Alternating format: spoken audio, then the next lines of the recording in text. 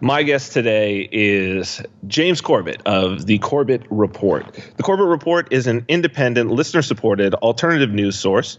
It operates on the principle of open source intelligence and provides podcasts, interviews, articles, and videos about breaking news and important issues from 9/11 truth and false flag terror to the Big Brother police state, eugenics, geopolitics, the central banking fraud, and more.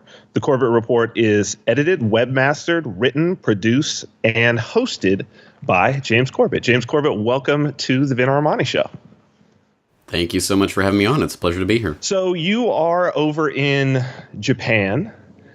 And for those people who are not aware of you, which is probably with our audience and particularly the people watching this on Activist Post Facebook, that's probably next to nobody. But for the very few who are not aware of you, I would suggest everybody go and check out the Corbett Report as soon as you can, but leave several hours because once you start down the rabbit hole, there's a lot there. Great content. One thing that I wanted to start out with is talking with you about the open source intelligence means, because your content is very well researched and very well put together. What made you decide to take this approach and talk to us about a little bit about how it works? Well, at the time that I started coming together with the idea for a website, it was something that I'd never really contemplated before. But at that particular time, back in late 2006, I was starting to encounter all this incredible, crazy information about all this Operation Northwoods and the founding of the Federal Reserve and all of this kind of information that was just blowing my mind. And I knew I had to get out there and try to put some of that information out there in my own way. And for whatever reason, it just occurred to me that I saw so many different podcasts and things that were doing this type of work, but were doing it in a way that I thought wasn't reflective of the reality of the internet and wasn't really taking advantage of the incredible opportunity that we have with this communications technology. Namely, that there were a lot of shows where people would talk about this or that document, but then you'd have to go and, I guess, search for it yourself in order to find it. Oh, I thought, what's the point of that? We're on the internet. I can just link people directly to the source documents of whatever I'm talking about. So from even before the founding of the website, I knew that I was going to make a podcast and it was going to have a documentation list. Everything that I talk about, any video, any audio, any article, I would just link people directly to it so they could go to the actual source document that I was talking about, because that's the beauty of the internet. And that isn't really a revolutionary idea, but it kind of was at the time. And so that was really the genesis of it. And that was coming together at the same time as I was reading about the CIA's open source intelligence unit, where they were talking openly a decade plus ago about the fact that in this day and age, the vast majority of the information that they really need, they can collect through open source channels. You can find it in newspapers and magazines and television shows and all sorts of archived material that's readily available on the internet. And I thought, hey, if it's good enough for the spies and spooks, it's good enough for me. For sure. So speaking of spies and spooks, one of the interesting things that's happened that both we at Activist Post and you there at the Corbett Report have shared, and something that I wanted to get into today, because I think that you're probably the best person to talk about this with, is the rise of fake news, but particularly what I wanted to get at, which you covered on your show, but it was something that we were dealing with as well, was particularly this Prop or Not Russian propaganda site that popped up. There was a kind of a short list of these people who were supposed to be these crazy major disseminators of Russian propaganda. Activist Post was on that list. That's not really surprising to me. I think it's one of those targets that's out there. But you wound up on this list, and that surprised me quite a bit. I'm interested to know now, we're weeks later, where it seems well into this narrative arc about this Russian propaganda thing. What do you think it was that you were covering that put you on the radar? Because you cover so many things. What was it, do you think, that you covered that put you particularly on the radar on this Russian propaganda fakery? Well, I can only speculate, but I think one of the common denominators amongst many of the people on that list that really does range from left-wing type of outlets to right-wing to libertarian and all sorts of other alternative media outlets. I think the common denominator for a lot of them is a staunch anti-NATO, anti-military aggression stance. And I think certainly, if that's the charge, then I'm definitely guilty of it. I've talked at great length about NATO. And in fact, I think the example of Russian propaganda that they provided on that Proper Not list was the fact that I dared to say that NATO was the greatest threat to peace on the planet at one point. So apparently that is enough to get you labeled as Russian propaganda, because anything that anyone that so much as questions the NATO military agenda around the world, or the creation of this overarching, encompassing global military alliance, clearly must be working for Putin. So yeah, I wanted to talk about this a little bit and dig into it. I have been mystified, and there's just been this nagging question in my mind, and I have not really been able to answer why right now. I mean, I remember being a child, growing up, and the specter of the Soviet menace of the global thermonuclear war. I mean, I remember waking up in from having nightmares about this as a kid. It was pumped into our brains. And then it felt like, the 90s, the wall fell, Russia kind of fell into the background. And then obviously starting in 2001, we know exactly who the new boogeyman became. Why do you think that we are seeing this rise again of Russia as a boogeyman, even though it's clearly a capitalist Russia? It's a Russia that's very close to us culturally. Why now, do you think? There are a number of different things that feed into that, but I think we have to see that the reason that I think it's kicked into 11 over the past couple of weeks or couple of months anyway is partly out of a frustration, because there was a narrative arc that was being built up that was gradually bringing Russia into the picture as a boogeyman. And it's not difficult to identify who was pushing that narrative. It was clearly the neocons, who basically, for people who don't know, of course, the Project for New American Century was the original home base of the neocons that obviously led into the Bush administration. But they just had a facelift in the latter part of the last decade and became the Foreign Policy Initiative, co-founded by Bill Kristol and Robert Kagan and Dan Senor, aka Neocon Central. And if you go to their mission statement on their website, they say that, I mean, it's the exact same things as they used to talk about with the Project for New American Century. They want a 21st century of global domination of the American empire. I don't think they use quite that phrase, but that's essentially what they say.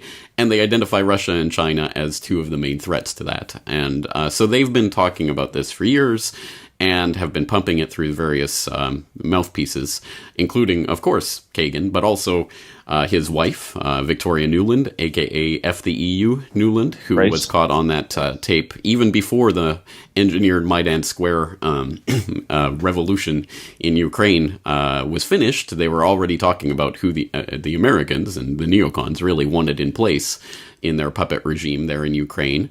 And you have people like James Kirchik and others who are associated with the Foreign Policy Initiative, I believe it's called, who goes, for example, he was part of that staged Liz Wall resigning from RT because she suddenly discovered that the R in RT stood for Russia, and she was shocked to find that this was a Russian state-owned broadcaster that she was working for.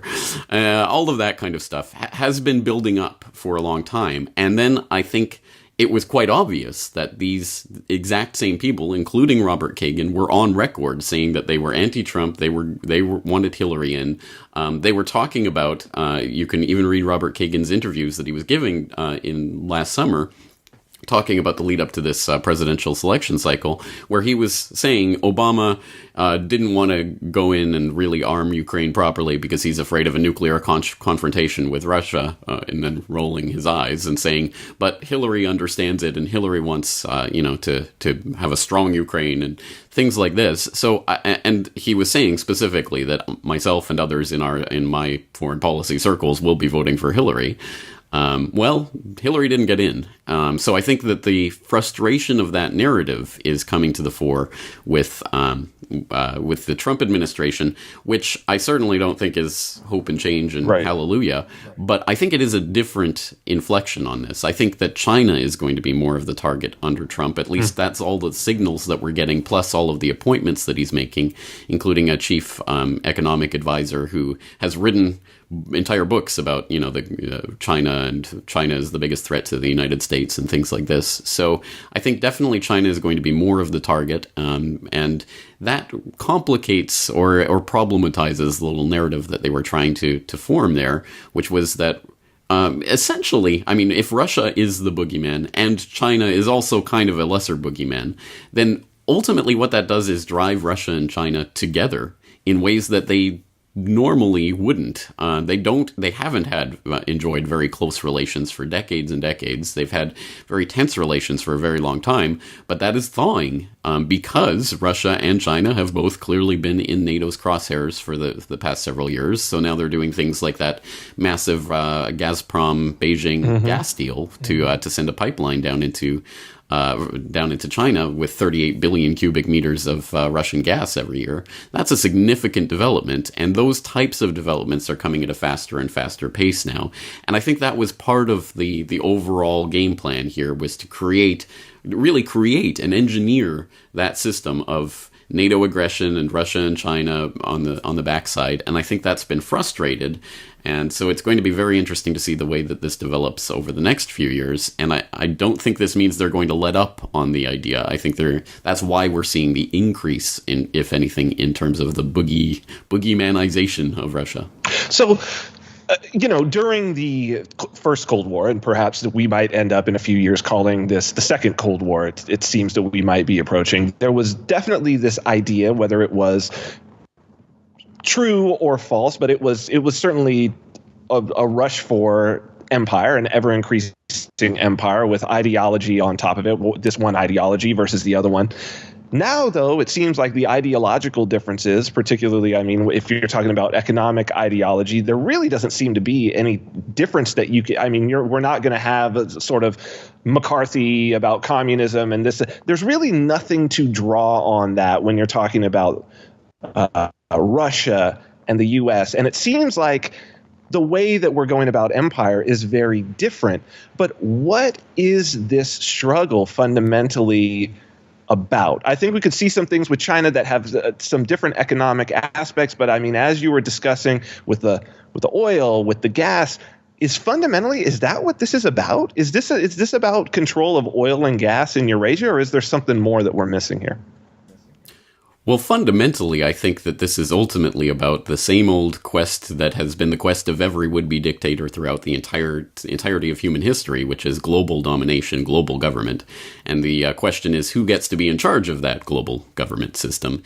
And I think this is about the creation of the big confrontation that makes the ultimate emergence of that global governmental system inevitable. I've always posited it as a type of thesis antithesis that will emerge in the synthesis of global government one way or another, no matter which side of that thesis or antithesis is stronger. And I've talked about this a number of times in recent years on my website, in articles like The Great Decoupling, How the West is Engineering Its Own Downfall, and talking about China and the U.S. frenemies with benefits. The idea is that when you look at the type of confrontation that's being set up, in fact, similar to the Cold War, which was a largely stage-managed piece of political theater that worked quite well for the would-be dictators and warmongers and war profiteers of certainly in the West and their counterparts on the eastern side of the Iron Curtain.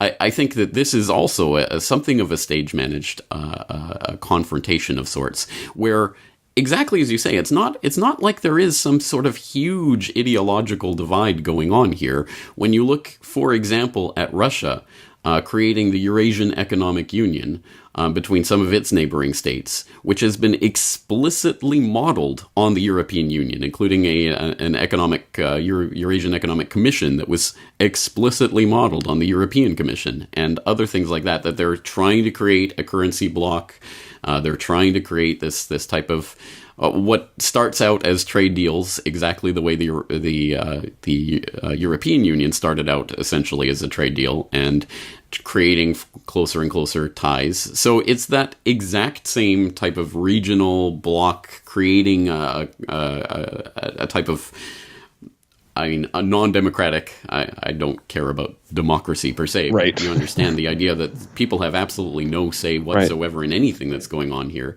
Or you look at China and the types of things that they're involved in are again on just a mirror image of what's going on on the West. And you can look at a lot of the business connections that go on at the absolute top levels that were part of the entire story of the opening up of China.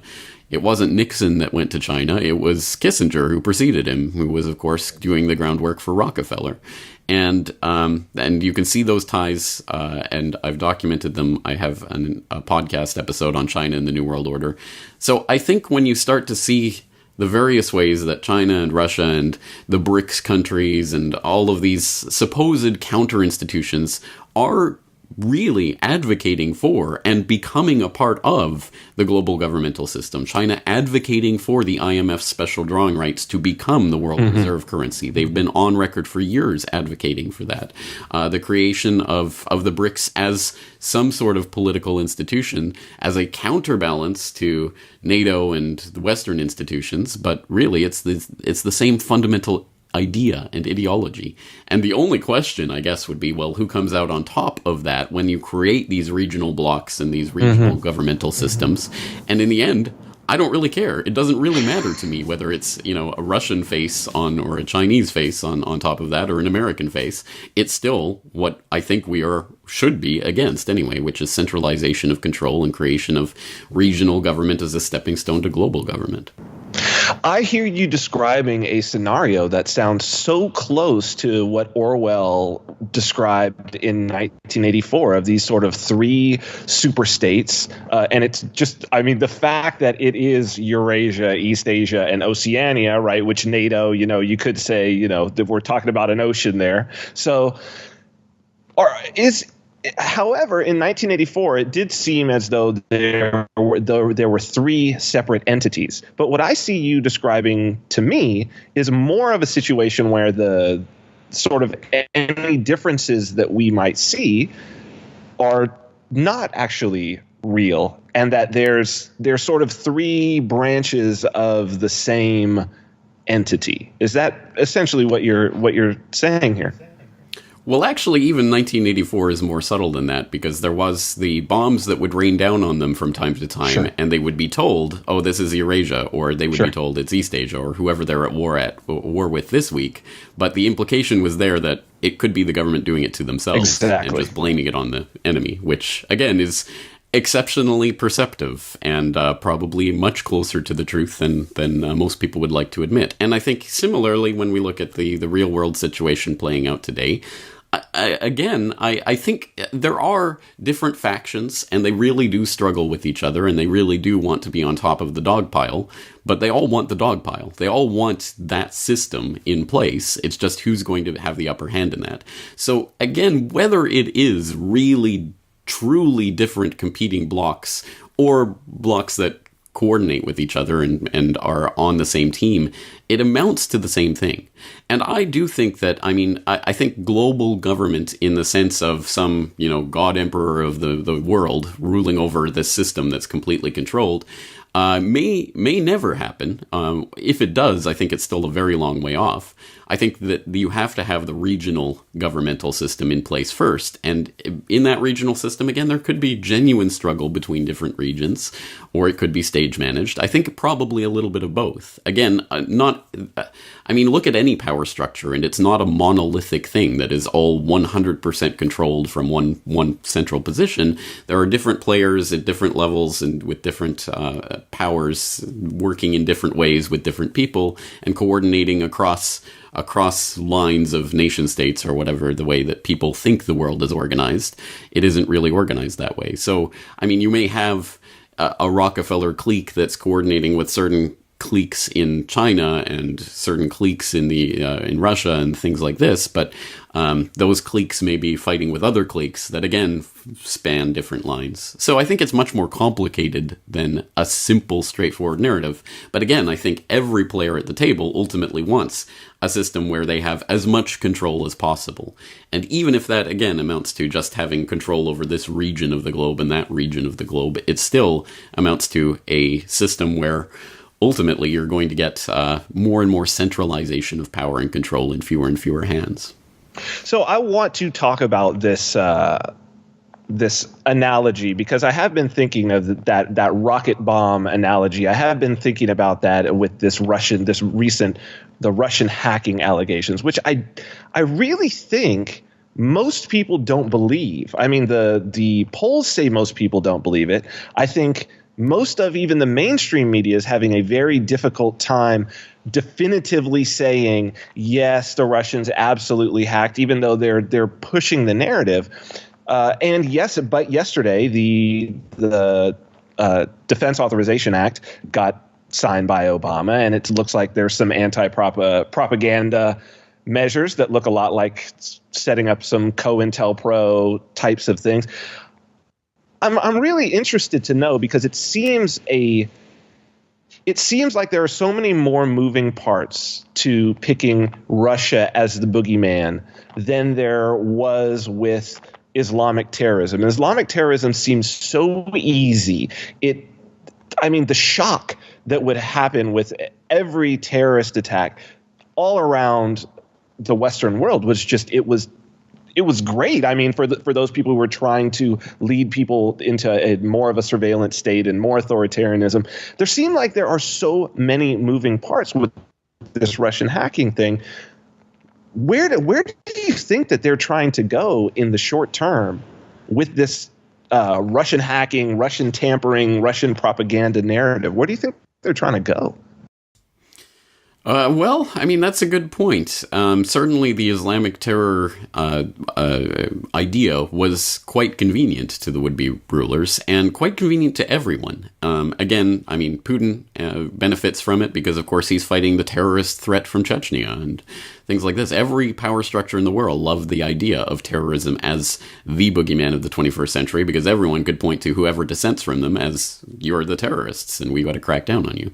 So I certainly do see that as a very convenient narrative, but at the same time, it doesn't create the world-changing, world epoch type of situation where it's very difficult to, I mean, even though they tried, and they tried very concertedly, it's very difficult to convince the entire world that they should be scared of a few turbaned boogeymen hiding under their beds, when really, I mean, as has been pointed out ad nauseum over the past decade and a half, as an American, you're more likely to be killed by a bee sting than by a terrorist and things like this. So it moved the football very far down the field, but I don't think it's going to score the end goal touchdown that they want. So you ultimately have to bring in other sectors of the globe, and that has again, it's a kind of lack of imagination, I think, on the part of the would-be rulers, because hey, it worked in the 20th century, let's do it in the 21st century. And on that note, I mean, I see so many parallels that have developed between the World War I lead up and what we're seeing right now, that again, I think there must be some at least recognition of those kinds of parallels. That back in World War I, of course, the rising power that was threatening UK world hegemon was Germany, and you saw the types of arming and building up and creation of the narrative that would lead to World War I in that era. And I think we're seeing a similar thing with China, ultimately. And I think I think that really, ultimately, China is going to be the bigger target moving on in the 21st century. But right now, I think Russia is just the convenient, well, it's a big nuclear power, and we've been at war with them before, or a Cold War with them before, so why don't we keep that going? And again, it is a lack of imagination, but if it works, why not use it? It's like false flag terrorism. If it works, just use it over and over and over and over and over and over until you achieve your objectives. So this is a very good point that you're making about how difficult it is, and it has been, to make the entire world scared of being hurt by Islamic terrorism. But it makes me wonder, Because at this point, I really don't see the average American, the average European being particularly frightened of either Russia or China. And I wonder what you think, if this is a reimagining or a remix, as it were, if this is a remix and we're about to go back to, say, the 50s, 60s, 70s, and 80s, there was a real fear of mutually assured destruction, of nuclear war.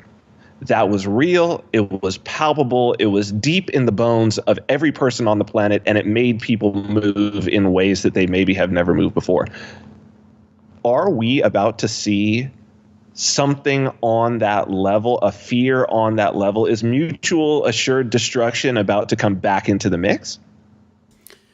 Well, as ridiculous as it seems, I'm sure to you and to me and to many other people, there are people who, at the very least, are finding it politically convenient to buy into this narrative. So you'll notice that suddenly Democrats in the United States are all on board with this, and Russia is the big threat to the world peace. And, oh, how much worse is it now that Trump's in charge of the nuclear arsenal? It's guaranteed to be nuclear conflagration. We're all going to die. And I see a lot of that I think really is in earnest that's being pumped out on the left side of the phony left-right paradigm right now. And there is a home for that type of thinking within the traditional right, and the neoconservatives being an obvious example of that. They've been pumping that fire and brimstone from Russia for years and years now, so they are feeling vindicated. It's really only these darn pesky people who aren't buying into the narrative, who voted for Trump and, you know, don't want to be part of this, that somehow or other they're falling through the cracks. But I think a large portion of the population is ready to go along with it. And I mean, the absurdity of it is, and the inversion of what's going on right now, really, I mean, I've known for a long time that people will twist themselves into whatever pretzel knots are necessary in order to maintain their political paradigm. But it's really coming to the fore right now, where you see things like Politico coming out and talking about that close Trump advisor, Henry Kissinger, has a lot of close ties to Russia, guys. He's a Russian agent, which is so utterly bizarre, because of course he's been associated with every single politician for the past 50 years,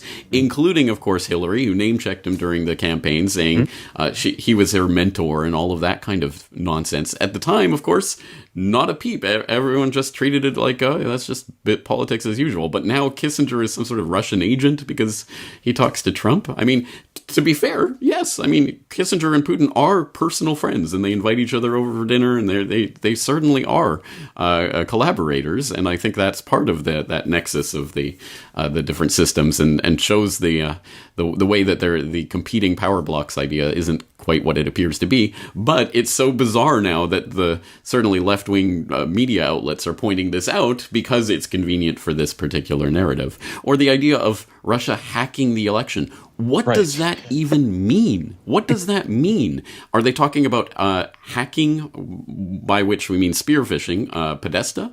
Or are they talking about hacking the DNC, which all signs seem to indicate was a leak from the inside rather than a hack? Or are they talking about hacking the voting booths themselves? Or are they saying that somehow something about this made people actually change their vote? I mean, you think if you would go to people who voted for Trump or voted for Jill Stein or Gary Johnson and said, you know, did Russia and did this hacking change your viewpoint? Would you have voted for Hillary otherwise? How many people do you think, yep, I would have voted for Hillary, it was only because of this? I mean, it's just such a stupid narrative. But again, people are twisting themselves into the pretzel knots that are necessary to make themselves believe it, because it is their political paradigm, and it's not very easy to crack through those walls. Yeah, this Russian hacking narrative, in the past several days, what's really been going through my mind on it, and you touched on it there, is that it is almost, because we are definitely talking about, if they really want to say that this is Russian hacking and they really want to say it's directed by the Russian government, we are talking about a military attack. It's a military attack that they're talking about. And it appears to me that this is, and you have covered many, many false flags and questionable international incidents over the years. This appears to me to be a false flag that successfully got legislation pushed past that not just was staged or not some other incident, but that actually never happened. I mean, is there another example? I don't have enough background, but is there some other example in history that you have found that where you have a situation of a false flag that actually did not happen? Well, I mean, there are a number of things you could point to. One of which would be the Gulf of Tonkin, the second incident with the USS Maddox, where it's now pretty much conclusive that it was never attacked that second time. Interesting. But okay. That attack that didn't happen was the right. At least the proximate cause of the Vietnam War. So it certainly does happen, and I think that risk of that type of event only increases from here because we are entering the age of virtual flag terror, where let's imagine that the terrorists or Russia or China or whoever hacks into the electrical grid or a nuclear power plant or something and causes some sort of major disaster in the United States. What on earth can the average person do other than take the word of the authority figures that, yeah, okay, this server was hacked and it was hacked by Russia? We don't have access to the server logs. We don't have any access to any data, any physical evidence whatsoever that anyone can even touch or hold or do anything with. I mean, with 9/11, at least it was out there in the open and people could see what was happening in terms of the physical destruction that was taking place and see that it didn't add up. But when it comes to virtual flag terror, again, there's just absolutely nothing. All you can do is take at face value what is being told to you or not take it at face value. But you don't have any evidence that you can actually dig your fingers into, and this is a perfect example of that because again we're being told there's fingerprints and hallmarks of Russian hackers in the hacking of the DNC or whatever, but really what are those and how do we know from the outside? We're just being told this, and so it really is a question of, do you believe your government? If so, then you just got to believe that what they're telling you is the truth.